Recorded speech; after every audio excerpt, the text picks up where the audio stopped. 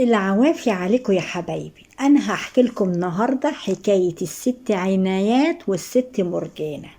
دول 2 صحاب وجيران وكانوا بيحبوا الامثال. وكانت الست عنايات تقول مثل، الست مرجانه ترد عليها بمثل عكسه او يشبه له.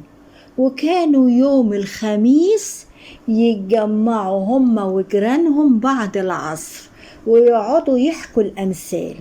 الست عنايات تقول الست المفرفشة جوزها يروح قبل العشاء، ترد عليها الست مرجانة ما تاخدش النكدية ولو عليها حاجة هدية.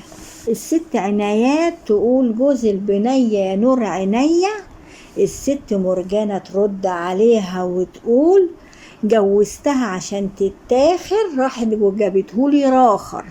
الست عنايات تقول يا مأمنة للرجال يا مأمنة للمية في الغربال، الست مرجانة ترد عليها وتقول ضل راجل ولا ضل حيطة.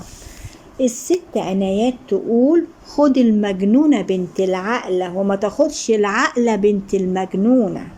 الست مرجانة ترد وتقول اقلب القدرة على فمها تطلع البت لأمها. الست عنايات تقول خد الحلو واقعد قباله وإن جعت كل من جماله.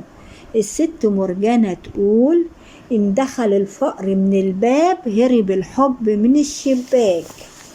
الست عنايات تقول اللي جوزها يقول لها يا هانم الناس تقف لها على السلالم. الست مرجانة ترد عليها وتقول لها اللي جوزها يقول لها يا كودة الناس تلعب بيها الكورة. وإن عجبتكم الفيديو بتاعنا أتمنى أن تلايكولي كتير عليه عشان أنزل لكم فيديوهات على المثل وعكسه أو المثل وشبهه. وتمسوا بالخير يا حبايبي.